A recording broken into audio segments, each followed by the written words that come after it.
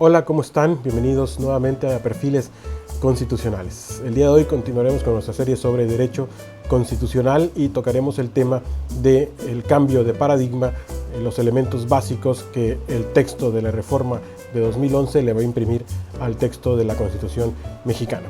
Y para ello nos vamos a referir a tres elementos básicos: cambio de denominación de individuos a personas y tratados internacionales, como tres elementos que son fundamentales y que no podemos dejar de analizar cuando hablemos de este llamado nuevo paradigma de derechos humanos y nos refiramos al texto de la Constitución mexicana. En cuanto al cambio de denominación, es el primer gran cambio de la reforma de derechos humanos. ¿Sí? Se sustituyó la referencia que por décadas se hizo de garantías individuales por la de los derechos humanos y sus garantías. Nos explicamos. Durante el proceso de discusión se analizaron tres términos posibles de adoptar: garantías individuales, derechos fundamentales y derechos humanos. Encontraríamos en las discusiones del constituyente permanente la siguiente afirmación: la reforma al artículo primero propone distinguir claramente entre derechos humanos y garantías. La modificación protege cabalmente los derechos y garantías individuales, por lo que ya no existiría distinción entre los derechos humanos reconocidos en la Constitución y los derechos humanos reconocidos por el Estado mexicano vía los tratados internacionales. Esto lo encontramos en las discusiones del diario de los debates de la Cámara de Diputados, específicamente en la sesión del 23 de abril de 2009. En ese sentido, el poder revisor de la Constitución política de los Estados Unidos mexicanos se decantaría por la denominación de derechos humanos, pues esta atendía a una deficiencia fundamental en la defensa de los derechos humanos en México: el arraigado sentido fuerte de la supremacía constitucional y la concentración de la defensa de los derechos humanos en el Poder Judicial de la Federación, que son los dos grandes retos que este texto va a enfrentar en la vida real. Pretendiendo entonces la reforma, con este cambio de denominación, mantener un sistema abierto de protección de los derechos al redimensionar su goce, pues su objetivo no era solo remitirse a los derechos de la Constitución, sino también abrirse a los derechos observancia directa de los tratados internacionales, y con ello tratando de buscar siempre una protección que sea mucho más efectiva. En cuanto al segundo elemento, de individuos a personas, es el llamado corazón de la reforma, que así se bautizaría durante el proceso de reforma constitucional, y significa que son las modificaciones al artículo primero constitucional, que va a tener un elemento básico, ¿sí? Se encuentra en el cambio de referencia del propietario de los derechos humanos, pues la Constitución política de los Estados Unidos mexicanos antes lo identificaba como individuo y ahora el propietario de los derechos va a ser identificado como persona.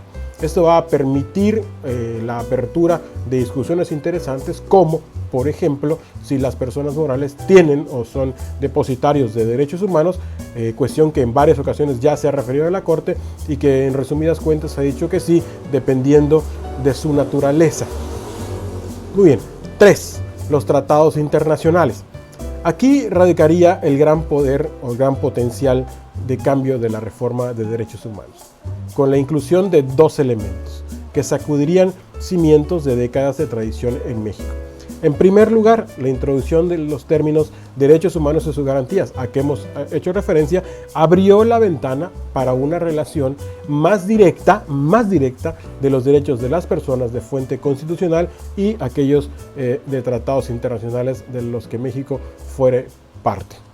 Esto último fue reflexionado y resultó en una ventaja de la reforma de derechos humanos, al no restringirse solo a aquellos tratados especiales de derechos humanos como originalmente se proponía, y que entonces el estándar de protección es mucho más amplio.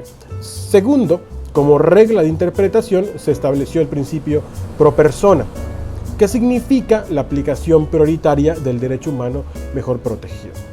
En México sucedía lo contrario, y lo vemos en una discusión interesante en las sesiones de la Corte en el asunto de Santa Catarina La Chatao. La protección vía las restricciones constitucionales eran preferentemente bajo el texto de la Constitución mexicana, aunque el texto así estuviera redactado bajo un principio de restricción. Ahora bien, junto al principio pro persona, en el párrafo segundo del citado artículo primero, se establecía que todas las normas deberán encontrarse conforme con la Constitución Política de los Estados Unidos Mexicanos y los tratados internacionales, los derechos humanos, conforme a lo que los derechos humanos de estas normas. Esto hacía un estándar de protección mucho más amplio. Ahora bien, ese es el texto. Y como bien dicen muchos especialistas, y ya es algo comprensible, no se pueden cambiar las instituciones solamente cambiando los textos. Lo que significa que una vez establecida la reforma, el texto de la reforma de derechos humanos, sí, que la reforma prometiera la adopción de derechos humanos de tratados internacionales y que igualmente exigiera un criterio de interpretación para la mejor defensa de los mismos, no se traduciría en una realidad ineludible en la práctica mexicana.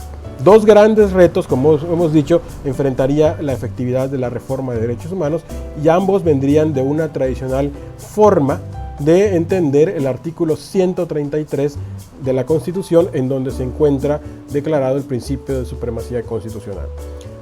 Se necesitaría la intervención de la Suprema Corte en diversas ocasiones para superar dos retos importantes de la reforma, en busca de cambiar la concepción de la supremacía constitucional. En primer lugar, acabar con la facultad reservada al Poder Judicial de la Federación de ejercer el control de constitucionalidad y el control de convencionalidad. Y en segundo, cambiar de un sentido literal que cohibía el pleno reconocimiento de los derechos humanos en tratados internacionales frente al caso límite de las restricciones constitucionales a un sentido material que privilegia los derechos humanos por sobre su fuente normativa. Esto es importante. Hasta aquí estos tres elementos básicos y que no debemos olvidar del texto de la reforma constitucional de nuestra serie sobre derecho constitucional. Nos vemos la próxima, no se olviden suscribirse y denle manito arriba. Hasta luego, muchas gracias.